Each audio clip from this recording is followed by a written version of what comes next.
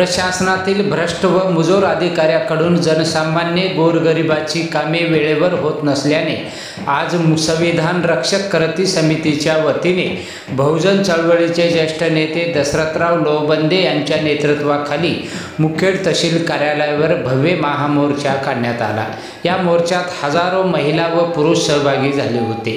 पहा टीव्ही सह्याद्री न्यूजचा हा खास रिपोर्ट। 79, 72, 27, 23, 49 या फोनवर लोहबंदे दशरथ लोहबंदेचा फोन आहे।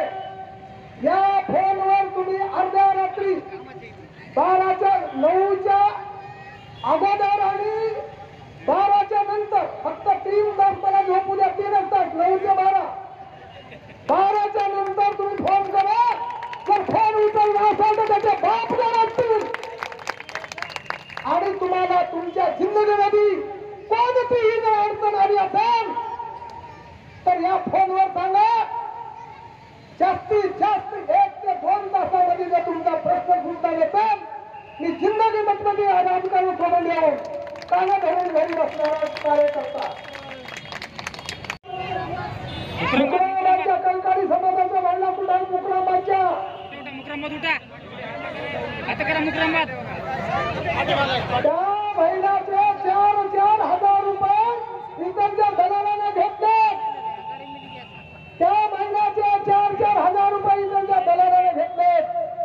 तहसीलदार साहेब आणि पोलीस प्रशासनामध्ये कोणी असतील त्यांच्या अधिकाऱ्यांना सांगतो त्यांचे अर्ज लिहून घ्या आणि त्याच्यावर तात्काळ खंडणीचे गुन्हे दाखल करा। म्हणून माझ्या माता भगिनीला बंधूंना तुम्हाला मी सांगू इच्छितो, आज तुम्ही प्रचंड संख्येने उपस्थित आहात। सर्वांनी 1, 2 ते 3 नंबर घ्या। कुणापाशी मोबाईल असतील या भागामध्ये गोरगरीब लोकांची अत्यंत चिंताजनक आहे। हे निराधारांचे प्रश्न फार गंभीर आहेत, खूप झालेले आहेत। त्या काळामध्ये 17,000 निराधार आणि 60 वर्षांचे होते, आता 300वर येऊन शकले। यासाठी आमचा दशरथभाऊ लोहबंदे आणि आम्ही सर्व कार्यकर्त्यांची टीम, एक परिवर्तनवादी कार्यकर्त्यांची टीम घेऊन आम्ही पूर्ण मुखेड तालुक्यामध्ये बिंदून काढून एक फार मोठा मोर्चा आयोजित केला आहे आणि संविधान रक्षक समितीच्या माध्यमामधून आम्ही हे मोर्चा कायमस्वरूपी ठेवणार आहोत आणि मराठवाडापर्यंत आम्ही हे गाजविणार आहोत। जमलं तर महाराष्ट्रभर हे आम्ही चालू करणार आहोत आणि उद्याच्या 29ला परत आपण आमचा मोर्चा जाहीर आता कसरत केलेला आहे आणि यासाठी आम्ही शेवटच्या थराच्या माणसाला न्याय मिळवून देण्यासाठी जोपर्यंत न्याय मिळणार नाही तोपर्यंत आम्ही लढा चालू ठेवणार।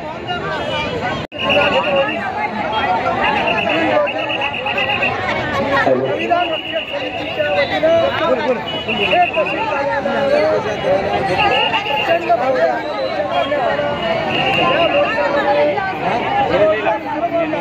महिलांना विनंती आहे मोर्चा घेऊन आलेले आहोत।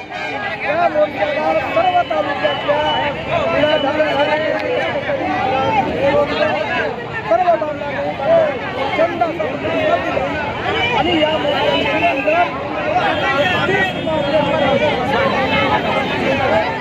आणि त्या नियोजनामध्ये तहसीलदार साहेबांना आम्ही स्टेजवर बोलवून त्या नियोजनाच्या 15-20च्या आत जर नाही झाली तर 29 तारखेला परत भयंकर या ही होणारी सामान्य लोकांची निश्चितपणे